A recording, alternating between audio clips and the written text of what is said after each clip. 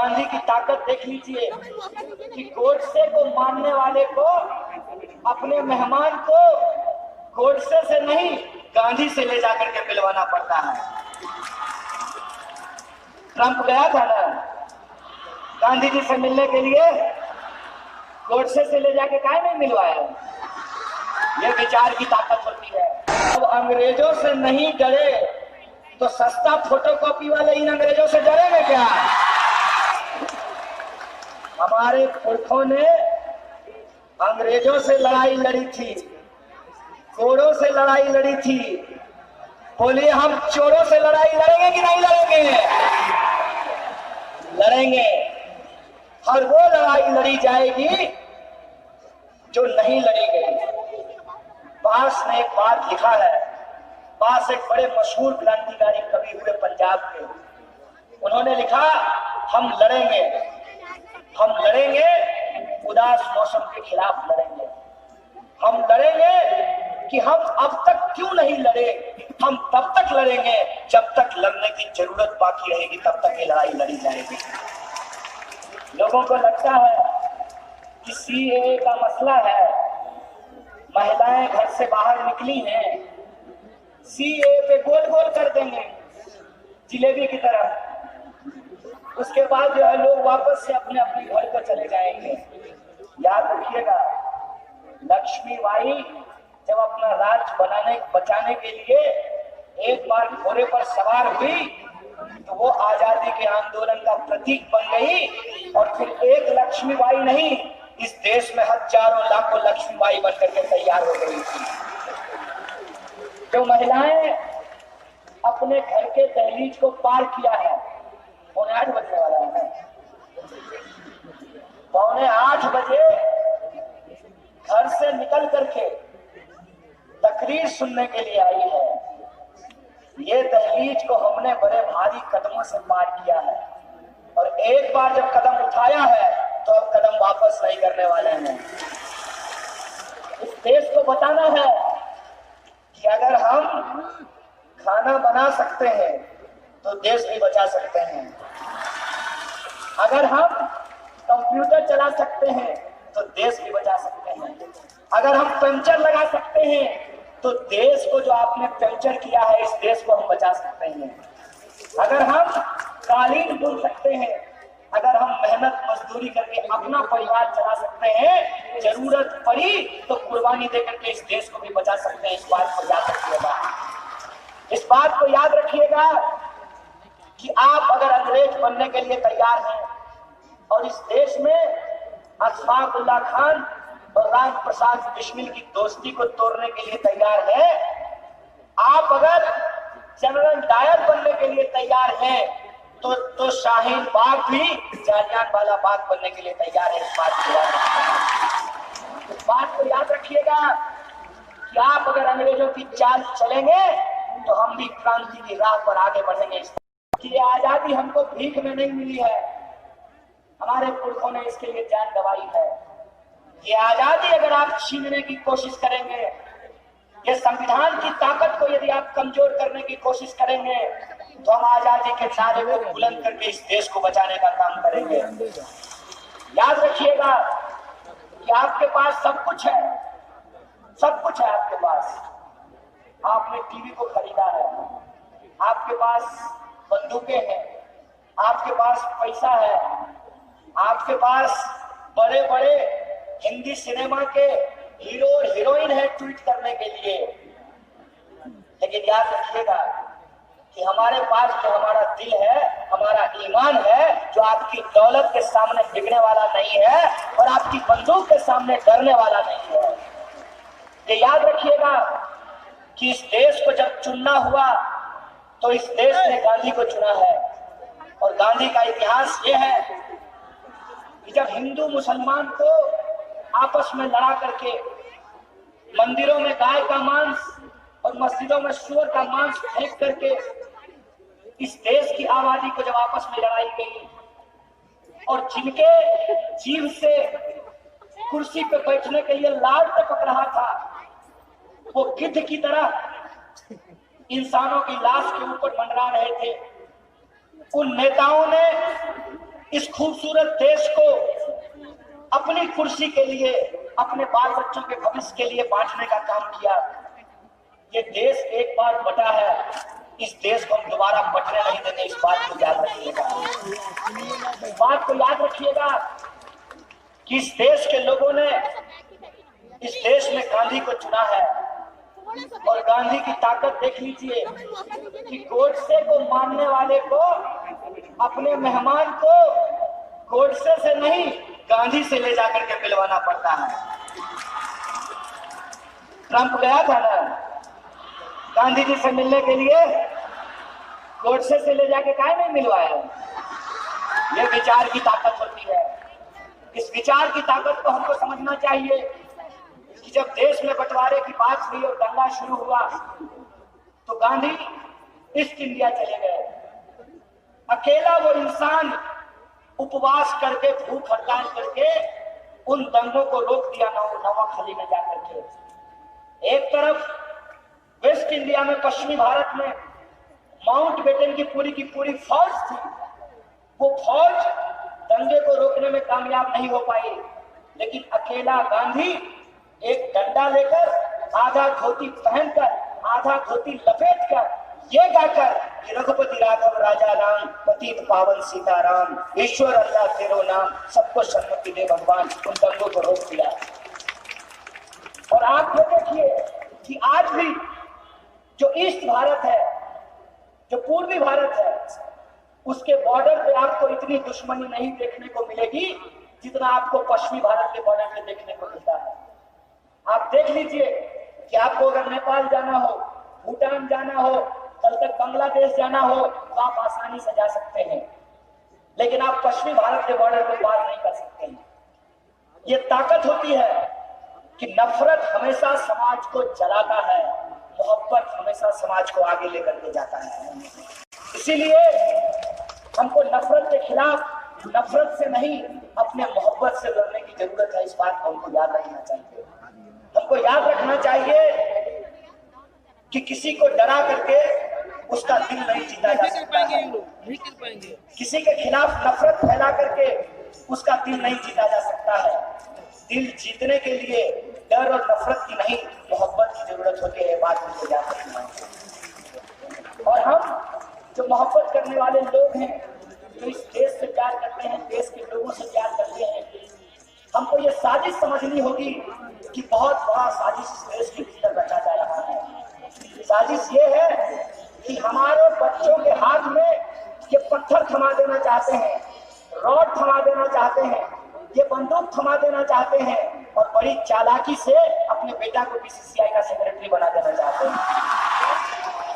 नेताजी का बेटा नेताजी बनेंगे, मंत्री जी का बेटा मंत्री जी बनेंगे, लेकिन जूता सिलने वाले बेटे को और इस देश में मजदूरी करने वाले के बाल बच्चों को, इस देश के जो गरीब लोग हैं उनको आपस में लड़ा करके इधर से या उधर से ये लोगों को दंगाई बनाना चाहते हैं। इस साजिश को हमको समझना होगा। हमको समझना होगा कि कितनी चालाकी से हमारे हक से हमको अलग कर दिया जाता है। हमारी जो जरूरत की चीजें हैं उसके लिए हम सवाल न पूछ सके, इसलिए हमको गुमराह कर दिया जाता है।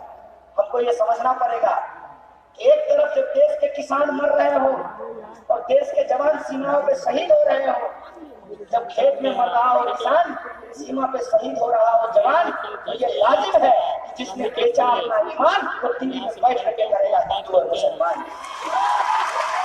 और इसी हिंदू और मुसलमान की बहस को आगे बढ़ाने के लिए ये एनपीआर और एनआरसी लाया गया है और ये सीएए लाया गया है।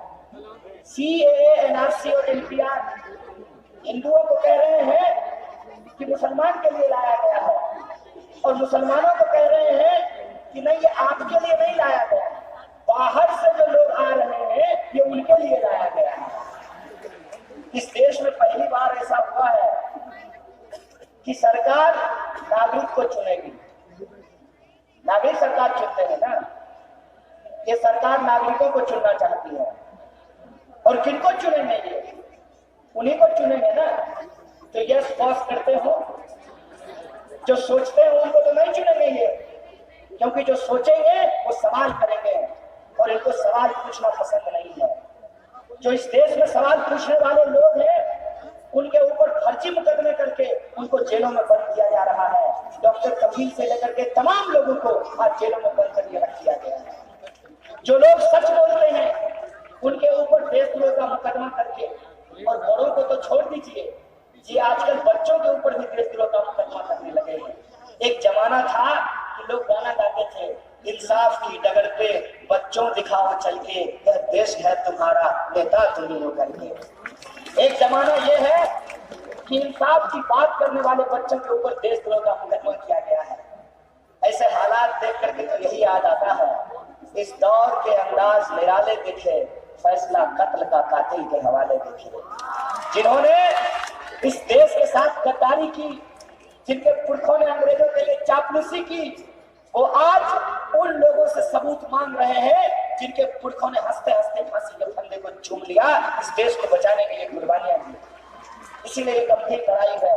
इस गंभीर लड़ाई में हमको ये समझना पड़ेगा कि एनपीआर सिर्फ और सिर्फ एक समुदाय के लिए नहीं, बल्कि सभी जाति और धर्म के लोगों को परेशान करके उनसे उनकी संपत्ति छीनने का एक साजिश है। ये हम तमाम लोगों को समझना पड़ेगा, और सिर्फ समझना ही नहीं पड़ेगा, हमको भी यह बात लोगों को जाकर के समझानी पड़ेगी।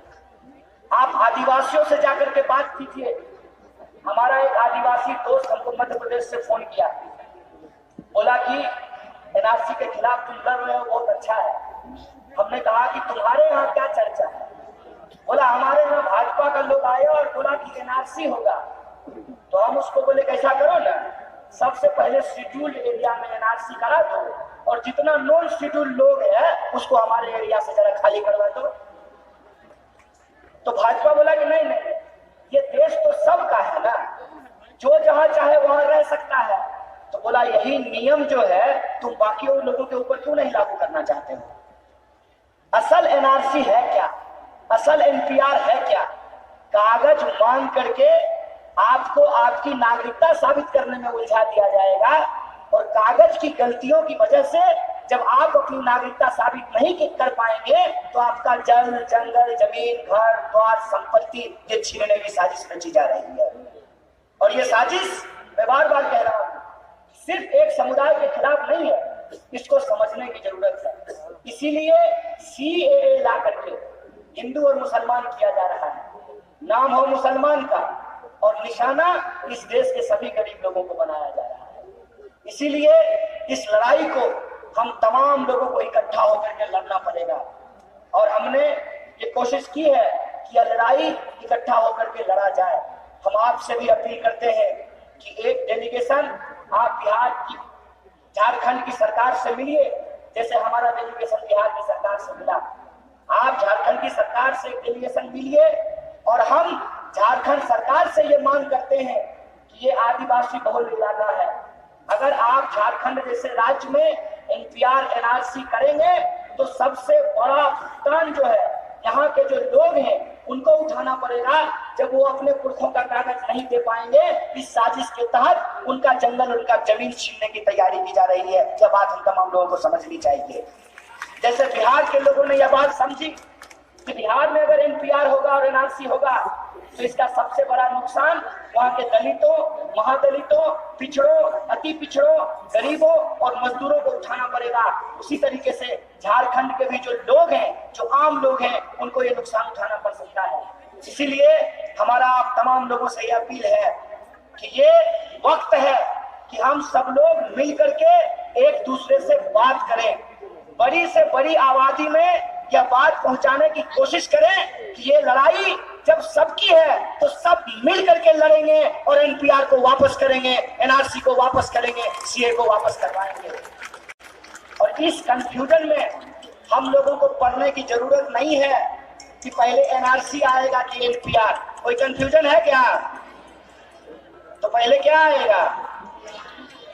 कुछ नहीं आएगा, हम लोग आने ही नहीं देंगे। हमारा कहना यह है कि एनपीआर वो बांस है जिससे एनआरसी की बांसुरी तैयार करके ये सीएए नाम के बिल से हिंदू मुसलमान का धुन बजाना चाहते हैं।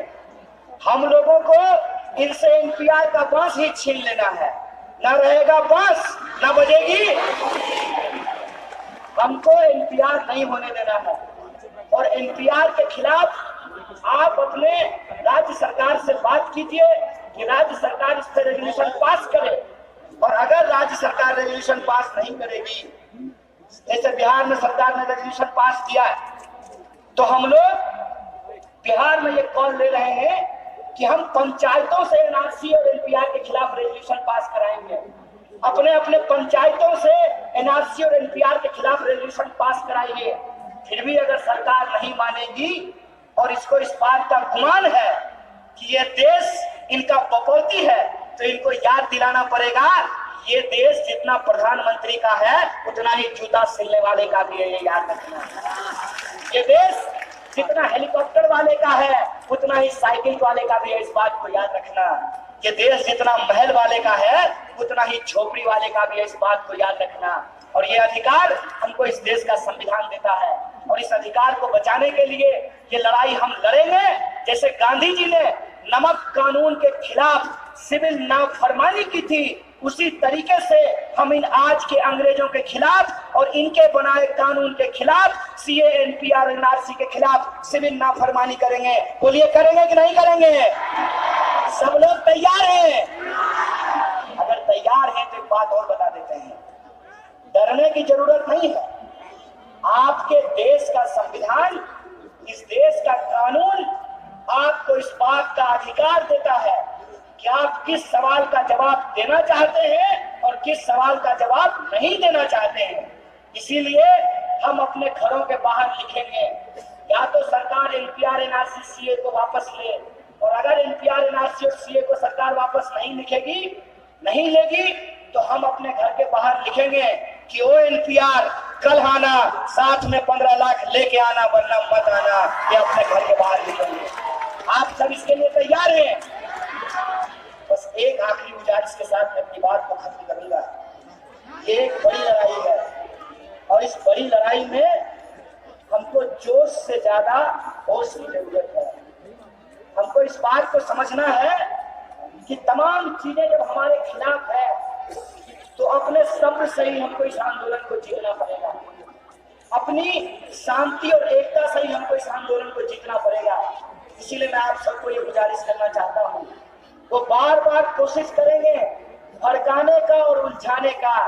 हमको ना भड़कना है, ना उलझना है, ना भटकना है। अपने मुद्दे पर टिके रहना है, अपने मुद्दे को टिका करके बात करते रहना है, चाहे परिस्थितियां कुछ भी हो जाए। हमको ना चुप रहना है, ना हिंसक होना है। इस बात को हमको याद रखना है, क्योंकि ये लड़ाई जब इस देश की एकता को बचाने की लड़ाई है, तो इस लड़ाई को हमको इस रूप में लड़ना पड़ेगा। हिंदू, मुस्लिम, सिख, ईसाई आपस में हैं बहन भाई, इस तरीके से हमको इस लड़ाई को लड़ना पड़ेगा। अगर मिलकर के हम ये लड़ाई लड़ेंगे तो निश्चित तौर पे जीत हमारी होगी। यह बात मैं आप तमाम लोगों को बताना चाहता हूँ। और इस एकता से ये लड़ाई हम जीतेंगे, संविधान भी बचाएंगे, देश भी बचाएंगे, और हमारा जो बच्चा है उस बच्चों के भविष्य को भी बचाएंगे, उस पीढ़ी को भी बचाएंगे। ये संकल्प आज हमको तमाम लोगों को लेने के लिए जरूरत है। तो आप सब लोग इस लड़ाई को अंतिम दम तक लड़ने के लिए तैयार है कि नहीं है? अगर आप सब लोग तैयार हैं तो याद रखिएगा, सरकार कहती है कि पीछे नहीं हटेंगे। पीछे तो क्या, पूरा का पूरा आपको हटा करके दम लेंगे। इन्हीं शब्दों के साथ अपनी बात को खत्म करता हूँ। शुक्रिया। इंकलाब जिंदाबाद।